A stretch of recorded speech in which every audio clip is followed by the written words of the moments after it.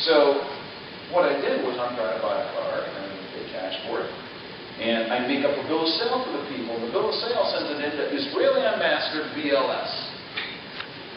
And I give that entity an address and have them sign off on the bill of sale. And then when I go to get the plates for it, I leave it out there. And the lady says, "Is this the name you wanted in?" I said, "Yeah." Here comes registration in the name of Israeli Ambassador BLS. And I lose the title. I go down there, I say, "I need a replacement title." And the lady says, "Who are you?" I said, "I'm the guy who got this in the first place." And she says, "I don't know that." I says, "Well, what do you need?" And she says, "See, there's a little clue. Try and just cooperate with the government people, right?" She says, "I need a piece of paper that says that you can do this." Oh, okay. I go across the street to the Kinko's. I rent the computer. I sit down. I go, "Israeli Ambassador BLS." These big letters at the top. These small letters in parentheses. I said, "And blood trust.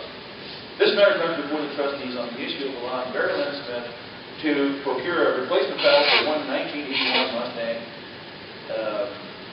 It's been determined that it's in the best interest of the trust to allow him to do that. The trust will reimburse him for whatever fees he spends. Done this someday of," and then down below, I signed off as a trustee. So I'm back in less than about 5 minutes, and I lay down on our desk. I go, "Will this do?" So he's like, "Yeah." Here comes the replacement title. So, I still haven't owned my first thing, since I started doing this. It's like, what do I want to own it for, man? I'll just take it. All right, so here's another trick. One of my early mentors when I was first starting to do this was a chiropractor, and he had a little practice running there in his house. And people would get ready to write him a check, and they'd say, "Who do I make this to?" And he'd say, "Just leave it open." Oh, okay. So they leave it open. Time to pay his rent. He sits there and he writes in, "Landlord, landlord, landlord, landlord," on enough checks until it totals up to his rent. He makes a photocopy of them, of course. Pays his rent. He just turned their checks into bearer checks, right? Just long enough to send it over there. So that's another clever way to keep that out of there. Let's see here. Yeah.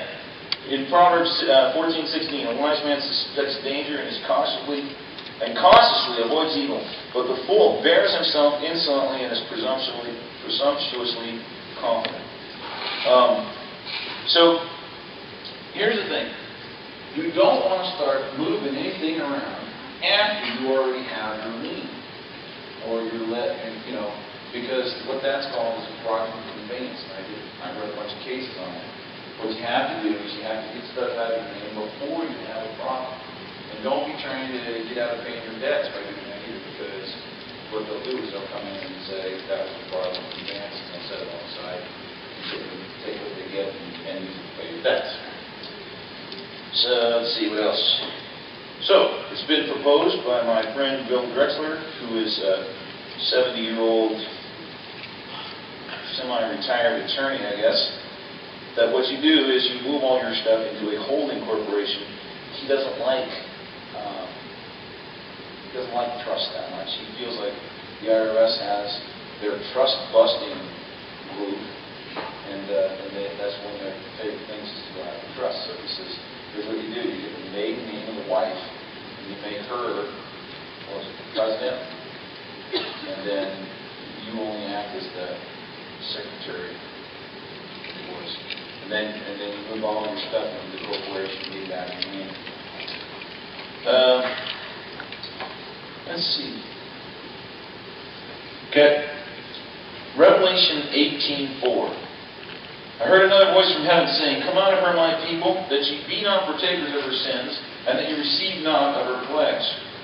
In Proverbs 10:8 it says, "The wise in heart will accept and obey commandments, but the foolish of lips will fall headlong." So here's a commandment: come out of her, my people. So now, if we're going to obey this command, there are some things we got to figure out. First, we got to identify Babel. We got to figure out, well, where is it that we got to come out of, right? And then we got to figure out how we're in her, right? I mean, it's obvious that we're not literally in Babylon. Babylon must be some type of figurative thing, something like this room, we're in the room. And then the last thing is to take steps to come out. I had a revelation. In Revelation 13, 16 through 17, it says about the Antichrist. Also, he compels, or in the King James it says causes, all, both small and great, both rich and poor, both free and slave, to be marked with an inscription stamped on the right hand or on the forehead, so that no one will have the power to buy or sell unless he bears the stamp, mark, or inscription, the name of the beast and the number of his name. And let's just track on this Social Security number. How many of you remember seeing the Social Security card that says not for identification? And now we have totally flipped that thing, and everybody wants that damn number. Right? I guess, since I'm running out of time, I got to tell you this.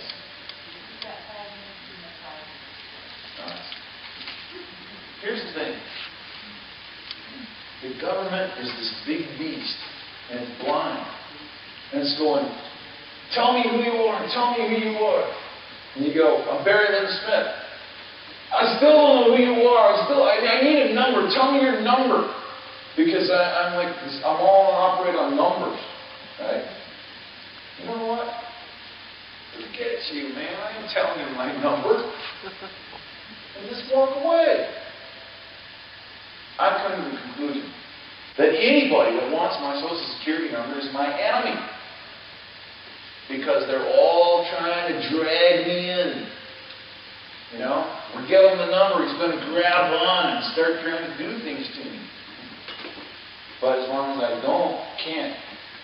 And I have not used that number since the last return I filed was 1988, and the last time I used the number was, I think, 1990. Guess what that does? They got nothing going on in the credit report because I didn't have anything to continue paying. I purposely stopped paying all my credit cards. That was comical. The credit card people call up and they're like, we're going to sue you. And I said, fine, go ahead. And they said, well, it's going to ruin your credit. And I said, I don't care because I promised the Father that I would never borrow another dollar as long as I live. Why? Because the borrower becomes servant to the lender, it says in Proverbs. I want to be a free man.